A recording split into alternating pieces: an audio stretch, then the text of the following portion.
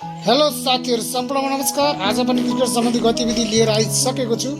वाह नेपाल वाह! सिनियर टिमको जबरदस्त पर्फर्मेन्सबाट नेदरल्यान्ड र स्कटल्यान्डलाई घुम्राटे गएको नेपालले फेरि आफ्नो जग पनि राम्रो बनाउँदैछ।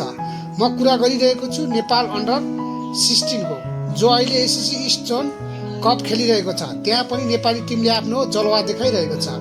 क्रिकेटको जगलाई दरिलो बनाई रहेको अवस्थामा नेपालको अन्डर 19 टिमको केही आशा लाग्दा र केही भरपर्दा खेलाडीहरू देखिएका छन्, जहाँ अरू टिमलाई डोमिनेट गर्दै म्याच जितिरहेको छ।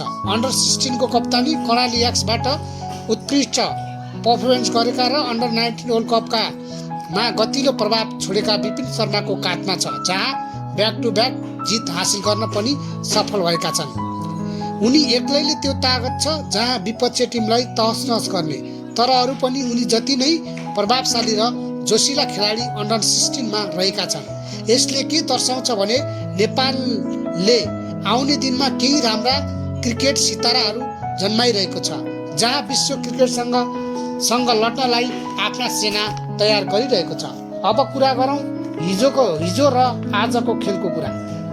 सिङ्गापुरले पहिलो ब्याटिङ गर्दै सबै विकेट गुमाएर 138 रनको लक्ष्य प्रस्तुत गरेको थियो। 138 रन जोड्ने क्रममा सिङ्गापुरका कप्तान रियान नायकले सर्वाधिक 53 रन जोडेका थिए भने त्यस्तै आयानले 38 रनको पारी खेले भने रोहन अरुणले 11 रनमै आउट हुँदा अरू ब्याटरले डबल डिजिटमा समेत रन बनाउन सकेनन्। 138 रनमा रोक्न नेपालका भरभराउँदा अन्डर 16 का कप्तान विपिन शर्मा एक्लैले 5 विकेट लिए। सिङ्गापुरको टोलीलाई तहस पारेर नेपाललाई सहज जिततर्फ धकेले। त्यस्तै नेपालका ब्याटर प्रसिद्ध जोशीले 55 रनको आक्रामक पारी खेले र अर्का ब्याटर रनक श्रीवास्तवले 40 रन जोडी नेपाललाई जिततर्फ अघि लगे। शुभम खनालले 9 रन जोडी जित पक्का गरे। अब कुरा गरौँ आजको खेल। नेपालले जापानलाई 9 विकेटले पराजित गर्दै एसएससी अन्डर 16 इस्ट जोन क्रिकेटमा नेपालले जापानलाई शानदार ढङ्गले पराजित गरेको छ। टस जितेर पहिलो ब्याटिङ गरेको जापानले 34 ओभर 3 बलमा सबै विकेट गुमाई 80 रनमै समेटियो।